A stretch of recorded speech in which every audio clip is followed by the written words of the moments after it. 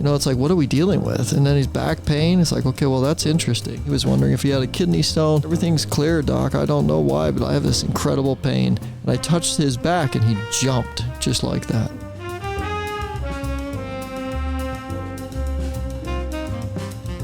Back pain. Is it a kidney stone? Is it a back pain? Oh, You might none get of people those in sound here. good. No, I mean you're a physician, a Functional medicine doctor. What's your Chinese title? medicine. You're a chiropractor? You can call me Ron today. Okay. Mr. Ron. Dr. Ron Dummar. Community Health and Wellness is to be on that podcast. Welcome, everyone. You had a patient story today you want to talk about. Yeah. And hopefully there's education here as well. But back pain is a real thing that I'm sure you get in your office all the time. Yeah, today we had, today's our family day. Every Thursday, the first Thursday of the month, we have a family day where we treat families, bring people in. They come with their kids, their parents. They all come together. It's a fun day. We have 6-7 people in the room at a time, and we just, rotate around. So it was very busy. Busy in the front. It was interesting because we were also doing our IV therapy here. So we had some IV pulls going. We had patients walking, kids walking back and forth, taking from the pirate.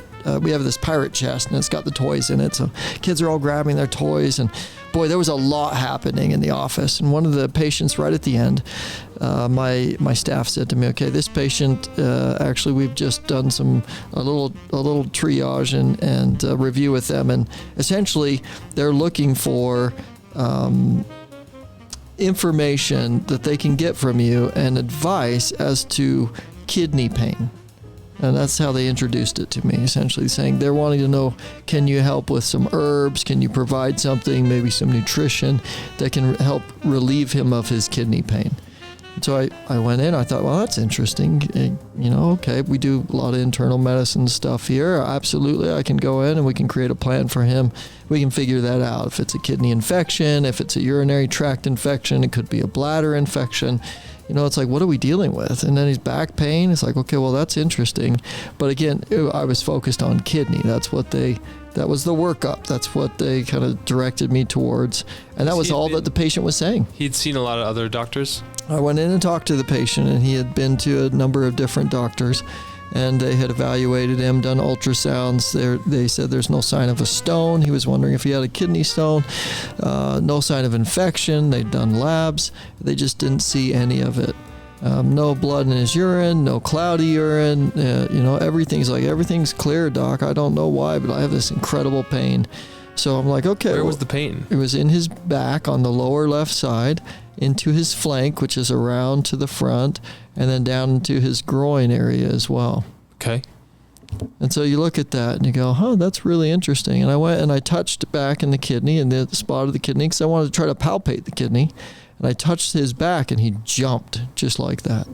Well, that kind of pain, usually we'll do like a punch or a slight tap on the back around the kidney, and that's a sign of an infection, a kidney infection. And so when I saw that, I thought, man, is this really an infection? Is this what he's dealing with? And then I said, okay, well, let's have you turn and do some different motions. I wanted to see functionally if his muscles were okay. So I had him do some different motions. I had him lay down, I had him turn over, I had him do some squats. And he had a hard time going from seated to standing. He had a hard time squatting. He had a hard time going back up from a squat. I'm like, I start realizing this may be a structural issue. This might be a structural issue. And so I asked him to lay on his back. Okay, now with a kidney infection, the last thing that you want to do ultimately is be digging into someone's back or digging into their abdomen and palpating that kidney, because it can really, really hurt, as was evidenced by even touching his back. Literally, he bounced off the table. He jumped, was so startled by it. So I had him lay on his back, and I had him lift his leg, the affected leg, which was the left side. And I pushed on it, and it seemed a little weak. Like, okay, well, there may be inflammation and pain in that area. Okay, so I tested the right side, same test, very strong, held firm, the muscle was secure. I was like, okay, I want those two to be the same. I want it to be same side to side. So then I evaluate the left side again. I said, see if you can do it. Push as hard as you can. Resist me. And he still had a hard time resisting. Well, that is a test specifically for the muscle. What I had determined ultimately by that, there had been some sort of damage or interference with the psoas muscle at that time. So then now I'm thinking, man, maybe this is actually more physical than it is internal. Okay. So I have him lay on his side and I dig into his stomach because that's where the psoas muscle actually attaches onto your lumbar spine. So it attaches onto the lumbar spine, but on the anterior portion of it in the abdomen, and then it comes all the way through the abdomen and attaches onto your hip. Okay? So you think about that structure, right? If I were to do that with you, you think about that structure. If it attaches to your spine, well, that's where your back is. So it makes sense that you may have some pain in your back. And then it comes all the way through your abdomen, so you'd probably have some flank pain. And then it attaches onto your thigh, your femur. So it's very possible that you could have some sort of groin or upper thigh pain. Okay? So all of those actually made sense with that as well. So then what we did is we dug in deep. I had him breathe deep and did some work and got down deep through the abdomen into the psoas muscle and just spent some time working that psoas muscle, trying to improve blood flow, circulation, hydration in that area. It was obviously, when I first got down there, it's super taut, very, very tight, inflamed, swollen. So I just worked on that psoas muscle. And we spent maybe about 10 to 15 minutes coming in and going out and doing it again. And then I actually asked him to sit up after we did that. And he was like, sat up okay. I didn't notice any interference. He didn't seem to have pain. He goes, oh, that's the first time I was able to do that movement with as little pain as I had. So I said, okay. Had him lay back down, and we did the test on the legs again. And he was strong. So now he's strong on both sides. Okay. So then I said, okay, well, this is getting more and more. It's looking a lot more like a psoas issue and not a urinary tract issue, not a kidney issue. Not a kidney stone? Not at all. It's not looking like that at all anymore because he would still have the pain consistently. But sometimes the back pain is from the kidney stone. 100%. Absolutely. That's what I had wondered at first, especially when I touched his back and he jumped. Like, okay, I had hardly touched his back at all, and he jumped. That's more a sign of a kidney stone than anything else, right? But it was just so inflamed and bothering him so much. The spasm in the psoas was so strong that it was causing that back pain for him. So anyway, we worked on his psoas. We released his psoas for him, tested the leg strength. Strength had come back, pain-free. I asked him to go from a seated to a standing because that was one of the things that really was hard for him. He stood right up, walked around. He goes, oh my gosh, no pain, almost zero pain at this point now. So I said, okay, well, I want to actually put my hands into your back again. I want to touch that spot I touched before and see if it's painful. So then I had him sit down, did the exact same, pushed in the exact same spot, and he's like, it's not painful anymore.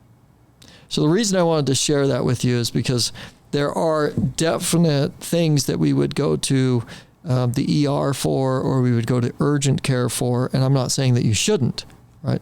But I'm just saying that there are other options or other reasons that you might be experiencing back pain, not just because of a UTI, not just because of a kidney infection or kidney stones.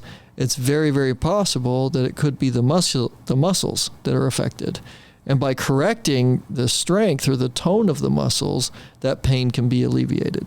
Or greatly reduced. Or greatly reduced. 100%. One of the two. Either sounds great. Yeah. Yeah. Yeah, for sure. So that's just a different way of like, they come to a certain doctor and they get certain results. What would the maybe Western medical model have missed about this if they just gone to their physician? Well, that it was a muscular issue. And he did go. Like he went to them. Yeah. And it was missed. Like he was sent home. So he had this pain for weeks, right? That's the point, is that he did go. He got evaluated. He got ultrasounds. He got all these tests. We don't know what's going on. We don't see anything wrong. Did anybody palpate him? Was there a muscle test done? Was there did anybody touch the areas? I don't know, but I would hope that you would have somebody that did. So I went in fully anticipating that I was going to put together a urinary tract of some sort protocol for this patient.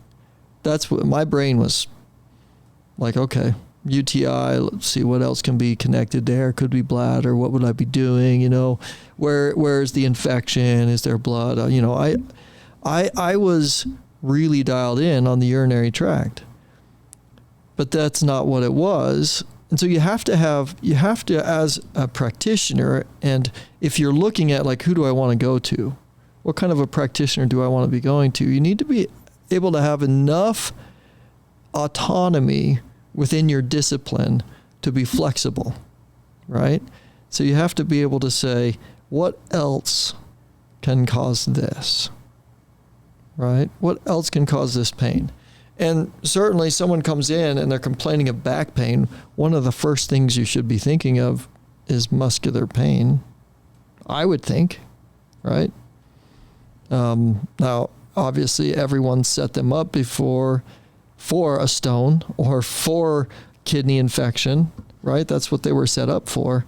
And so when you present that way, it's almost as though you're telling the doctor to inspect you that way. And that's what happened. But certainly a physician that you know and trust should be able to evaluate somebody and determine, okay, is this actually internal or is it topical? Is it muscular? And it only took a few little tests and a few little, touching the body in certain places to really determine, okay, where is this?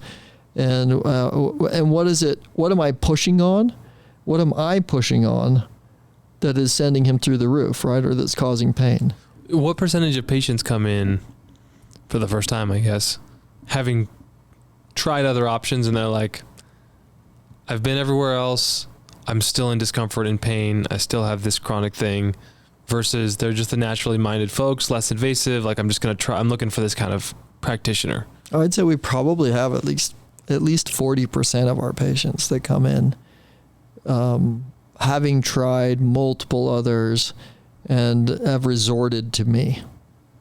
They're like, I'll try it now. Yeah. It wasn't their first choice, right? Yeah, right, exactly. They're like, well, I did real medicine, and now I'm going to try you. Oh, okay, nice. I keep going back to what is medicine. Mm-hmm. I keep telling them. Why don't you tell us, what is medicine? Well, I grew up with medicine being something you found at your local Walgreens or pharmacy. Or CVS pharmacy. Yeah. You just go in, it's in a box or it's in an orange pill bottle, right? Mm-hmm. And you're like, that's medicine. Yeah. And then I was in a funk a couple weeks ago and I went to a concert of an artist I'm not even the biggest fan of, and it was a bigger venue than I like, so I didn't get to be as intimate with it as I usually like to up close.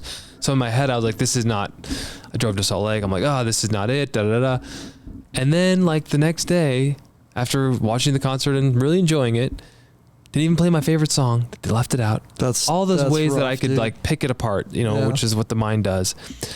I felt so much better. And I was like, what is it? Why do I feel better? Was it the oxygen tablets that I bought on the internet that you kind of made fun of? We could talk about those hydrogen tablets. Or was it that this musical experience shared with other souls was actually medicine, right? Could nature be medicine? Could food be medicine? Could laughter be medicine? Vibration. Like, there's so many different things. And then there's real, like, medical terminology around what is medicine and herbs and all those things. But there's a lot of things that I think contribute to our health.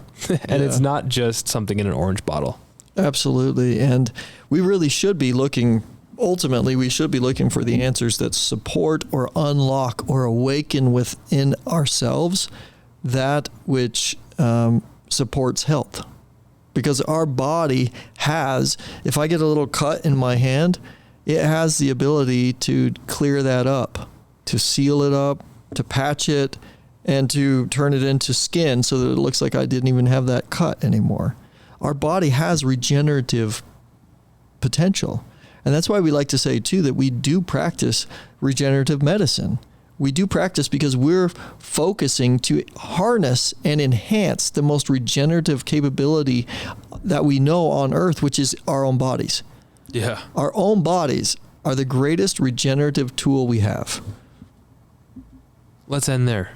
Good. That works for me. There's much more to talk about there, but I think that's a good place to just give them a little teaser. And finish it with, and that is medicine. And that is medicine. Namaste, everyone. Namaste. Be well now.